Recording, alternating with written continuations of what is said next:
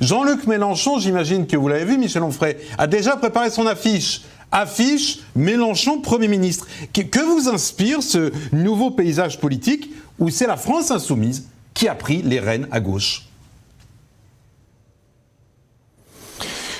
D'abord, je rappelle que ce monsieur nous avait dit si je perds les élections, je m'en vais, quoi. Il perd les élections, il reste. Donc c'est tout Mélenchon. Ça fait des années que ce monsieur cherche une idée qui pourrait l'amener à l'Élysée. Il a été maastrichtien pendant 25 ans, sénateur socialiste. Il a défendu tous les régimes socialistes, Mitterrand en tête, c'est-à-dire donc le personnage qui est à l'origine du traité de Maastricht.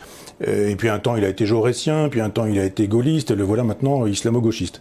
Donc il a compris que ça marchait bien dans les banlieues, et il nous fait savoir que le grand remplacement c'est formidable, il appelle ça la créolisation, mais que le grand remplacement c'est formidable. Donc la créolisation c'est le nom que la gauche donne au grand remplacement. Je trouve que ce personnage est assez dangereux par cette façon de côtoyer un certain nombre d'islamistes radicaux, de leur donner, de leur servir de porte-voix.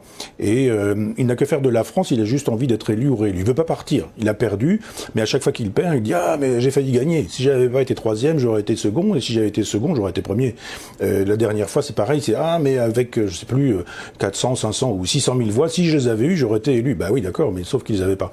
Donc cette façon qu'ont eu les journalistes de dire qu'il a frôlé la qualification, on frôle toujours l'accident, vous savez, je veux dire, vous êtes sur un trottoir, il y a un camion qui passe à côté, quelque chose près, il vous passez dessus, sauf que vous n'avez pas passé dessus. Donc moi je trouve ce personnage dangereux pour la démocratie.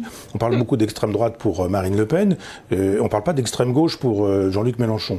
Je trouve que moi je suis contre cette idée d'appeler Marine Le Pen quelqu'un d'extrême droite et de Mélenchon quelqu'un d'extrême gauche. Ce sont des droites radicales et des gauches radicales qui ont chacune leur danger, mais j'estime que ce monsieur est vraiment très dangereux, cette façon de trouver des excuses aux islamistes, d'expliquer que on n'est jamais très sûr qu'à chaque fois qu'il y a un attentat islamiste, ça vient de l'islam, ça vient toujours de quelqu'un qui est un peu dérangé, qui est un peu problématique, qui ceci, qui cela, etc. Je pense que le vrai danger, il est de ce côté-là.